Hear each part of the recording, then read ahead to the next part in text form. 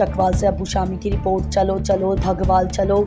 Gujjar kabaddi club भगवाल की जानिब से हमेशा की तरह एक बार फिर शानदार पंजाब लेवल कबड्डी मैच का ऐलान। मोरखा 12 जुलाई शाम शानदार कांटेदार कबड्डी मैच शो, जिसमें पंजाब भर के नामवर खिलाड़ी हिस्सा लेंगे।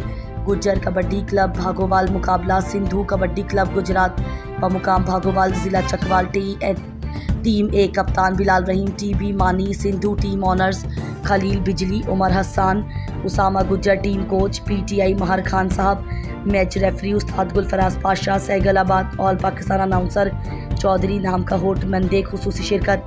शानी कबड्डी क्लब कलर कहार, नई कबड्डी क्लब हासिल, हैदर कबड्डी क्लब गा, सैयद बहार कबड्डी क्लब सैगलाबाद, अवामी जश्न बहारा ग्रुप चकवाल, खुसूसी ताउन all Sangat Saudia group, Dubai group, Korea group, Gujjar kabaddi club Wahiliyan Bhogwal खुसूसी आमद व नेक तमन्नाएं पेश करते हैं। अवामी जश्न बहारा सदर सिकंदर जट बहादुर टाउन में शहनशाह चौक चकवाल व शहर व chairman Azhar Nawaz Azhari Banaras Khan and Haris Khan Bahadur town शहनशाह चौक चकवाल।